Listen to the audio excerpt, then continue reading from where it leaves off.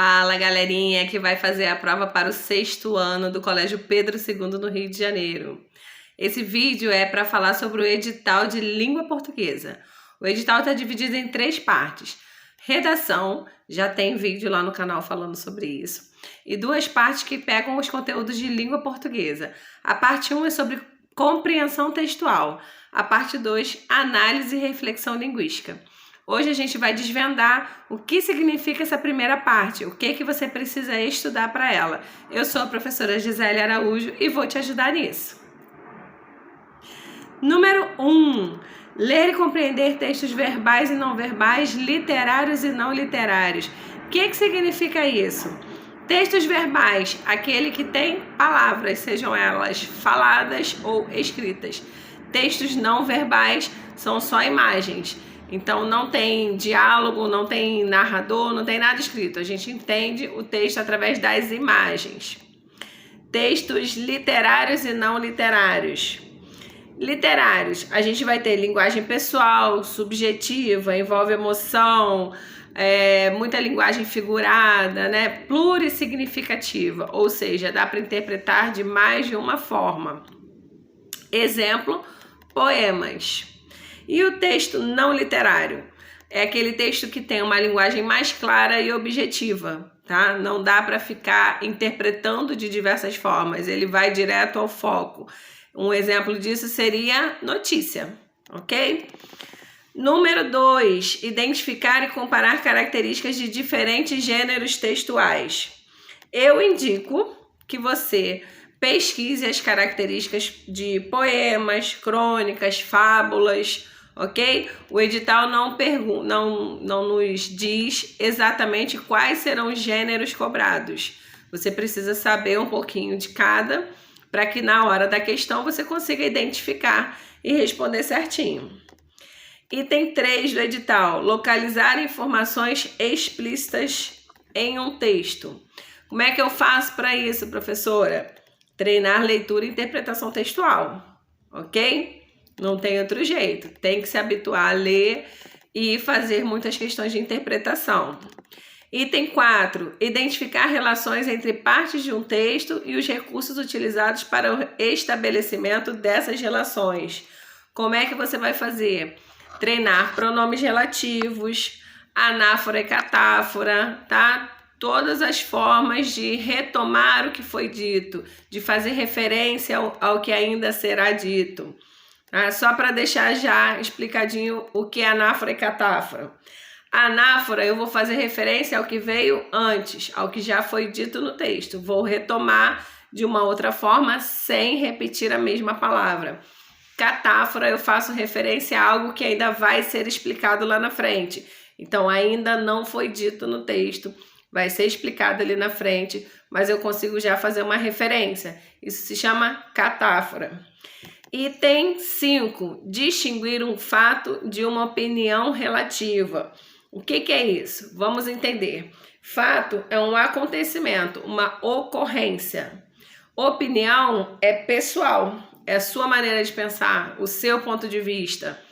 Exemplo, o céu é azul. Isso é um fato ou uma opinião? Um fato, correto? Ele é azul e pronto, acabou. A sua opinião é que seria mais bonito se fosse rosa? Beleza, é a sua opinião, mas não muda o fato dele ser azul. Conseguiu entender a diferença de um e de outro? Então, esse é o item 5. Item 6, identificar o tema de um texto. Preste atenção, tema não é título. Título é aquela frase que vem no início do texto, normalmente numa letra diferente ou num tamanho diferente, aquela frase que chama atenção, beleza? Aquilo é o título do texto. O tema é o que está sendo discutido ao longo do texto. Pode ser um texto sobre política, sobre futebol, sobre o céu azul, sobre um monte de coisa. É o tema, é o que está sendo discutido no texto. Show de bola? Item 7, inferir sentidos de palavras ou de expressões. Você já ouviu a palavra inferência? Você conhece o que isso significa? Inferência é uma dedução, tá? Inferir é deduzir algo. Então, a partir do momento que eu tenho certas informações, eu consigo fazer uma inferência a respeito daquilo dali. Vou te dar um exemplo. A palavra manga, ela tem pelo menos 2 significados, correto?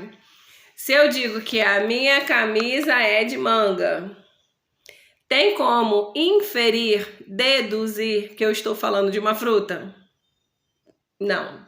Agora, se eu digo, Joãozinho adora tomar um suco de manga, dá para entender de alguma maneira que eu estaria falando de roupas? Não, estou falando da fruta, tá? Um exemplo bem bobo, bem básico, mas é só para você entender que, de acordo com o contexto, eu consigo inferir certas coisas, porque eu vou ter um pouco de informação e eu vou ter uma compreensão do contexto geral. E aí eu consigo inferir, o que significa deduzir.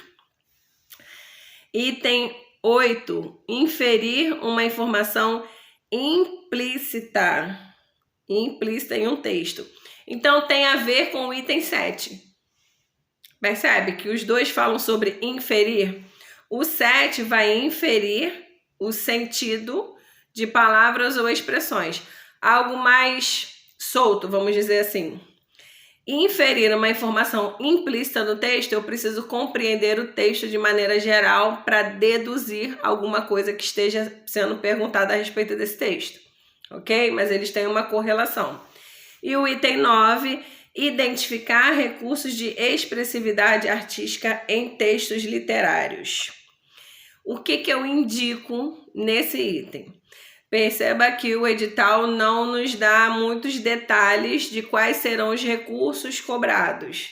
Mas quando se fala de textos literários, eu indico estudar figuras de linguagem, que costumam cair muito, né? Em textos literários sempre há alguma figura de linguagem. Eu indico você entender o que é conotação e denotação, tá? Vou dar só um bisu rápido. Conotação, denotação, palavras muito próximas, mas têm significados bem diferentes.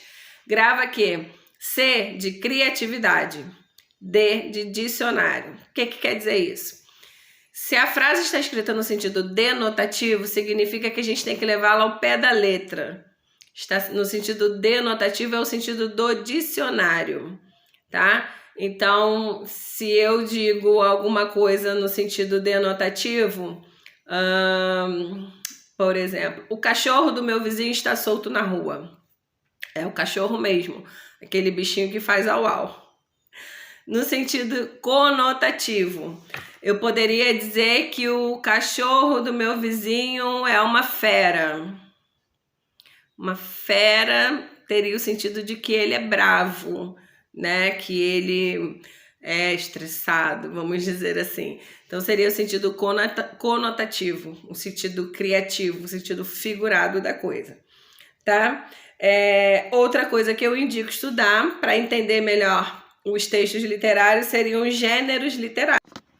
Os gêneros literários são épico, que narra um grande feito histórico, lírico, que normalmente a gente encontra em letras de poemas e música, que envolve muita subjetividade, sentimentos, emoções, muitas figuras de linguagem, tá? E o gênero dramático, que é aquele texto escrito para ser encenado. Então é uma peça de teatro, uma cena de novela, de cinema, ok? Isso que eu indico para você estudar lá no item 9, que fala sobre expressividade artística em textos literários. Tá bom? Eu espero ter ajudado. Em breve a gente lança o 3º vídeo sobre o edital do Pedro II de 2024. Um abraço e tchau, tchau!